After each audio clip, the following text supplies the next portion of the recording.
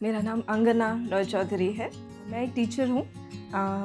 Past 10 years से मैं students को पढ़ाती हूँ जो प्राइमरीली 9, 10, 11, 12 के हैं। मैं साइंस और मैथ्स पढ़ाती हूँ और I am also into a little bit of editing and publishing. तो कुछ पब्लिशिंग हाउसेस से भी मैं जुड़ी हुई हूँ जहाँ पे I do their major editings of academic books. Okay. Middle class families में एजुकेशन को सक्सेस का सबसे बड़ा रास्ता माना जाता है। क्या यह प्रेशर बच्चों के लिए हेल्पफुल होता है या हार्मफुल? बहुत ही न्यूएंस्ड एक क्वेश्चन है। A little bit of pressure. Middle class जो है एक बहुत ही हार्ड वर्किंग क्लास होती है। Usually service class oriented people होते हैं। सो उनकी एक मेंटालिटी होती है कि बच्चे जो हैं अकेडमिकली एक्सेल करें। सो अकेडमिकली एक्सेल करने का one of the easiest ways कि आप उन पे प्रेशर दे दो।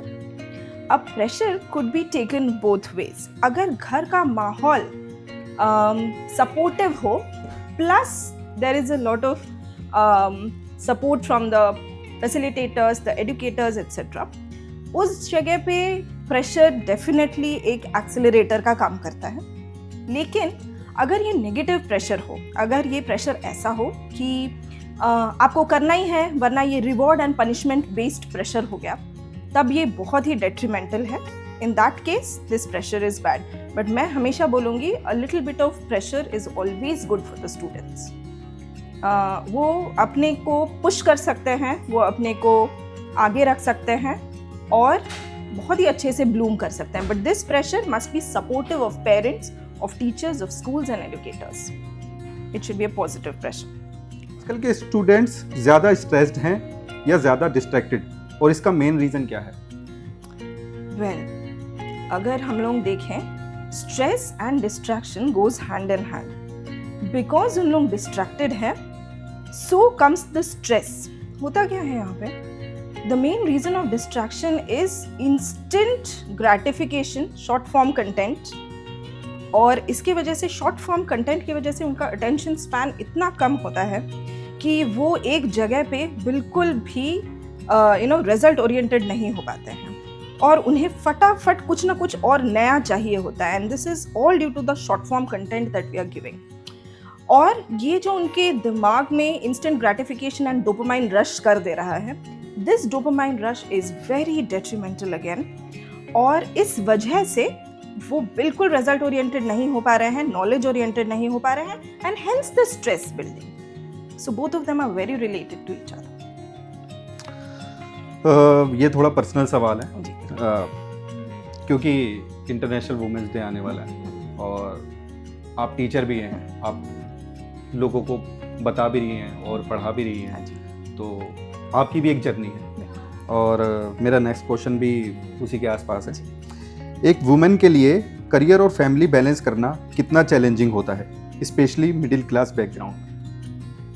Well, a very good question, thank you for asking this. बहुत ही डिफिकल्ट होता था about a decade ago, but क्योंकि ऑलमोस्ट हम सेकेंड जनरेशन ऑफ वुमेन हैं who had been educated and working, इस जनरेशन के लिए अगर हम देखें, अगर हम इस क्वेश्चन को दो तरीके से अप्रोच कर सकते हैं, मैं आपको आंसर दो तरीके से देती हूँ। अगर हम देख रहे हैं मिलेनियल्स या जेन जी को, तब मैं बोलूँगी उनके लिए कंपैरेटिवली ये हैंडल करना वुमेन के लिए ईजियर है than the boomers. The boomers were the first generation learners and they were the first generation people, women rather, who were handling both the situations. इसमें बूमर्स का क्या हुआ कि उनकी जो बैकग्राउंड थी, बैकग्राउंड उन्हें कभी समझता नहीं था कि उन्हें काम करना है for their own betterment, financial burden कम होगा फैमिली का और वो अपना करियर भी देख सकते हैं। उनको क्योंकि फैमिली सपोर्ट नहीं था, it was very difficult for them. But generation wise ये बदल गया। We millennials और the next generation, that is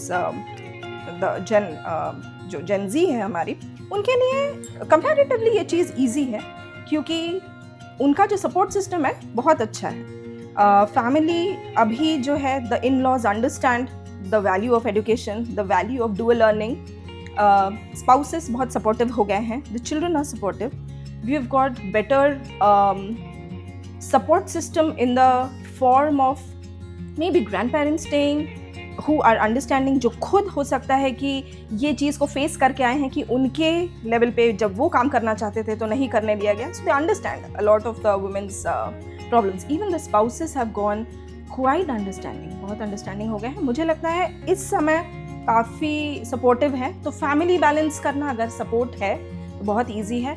but ये मैं अर्बन लाइफ बोल रही हूँ. In the second tyre cities, in the third tier cities, average middle class, lower middle class के लिए अभी भी चीज़ बहुत डिफिकल्ट है, स्टिल वेरी डिफिकल्ट. मेरा आपसे एक लास्ट क्वेश्चन हो रहा है. जब भी किसी के सपने टूटने लगे और वो डीमोटिवेट होने लगे, खासकर हमारी महिलाएं जो कि पूरा घर संभालती हैं, तो वो ऐसे में क्या करें?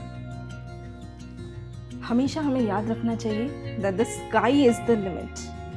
आप एक ऐसे ब्रीड को बिलोंग करते हो जो एक इम्पॉसिबल चीज कर सकता है in nature, that is to give life, to nurture, to care. और ये और कोई भी स्पीशीज इन द वर्ल्ड नहीं कर सकता है. So the women has got creation abilities. तो जब आप भगवान के ही जस्ट बाद हो, माँ भगवान की बिल्कुल जस्ट बाद होती है, because she can give life. So in that ways उन्हें कभी भी हार की तो बात ही नहीं करनी चाहिए, सोचना तो बिल्कुल भी नहीं चाहिए. Always remember that the sky is the limit for you and you can do wonders if you want. Wonders if you want. So उन्हें कभी भी हिम्मत नहीं हारनी चाहिए. Thank you so much. आपने मुझे अपना इतना कीमती समय दिया और इतनी अच्छी अच्छी बातें बताई. Thank you. Thank you so much. Thank you.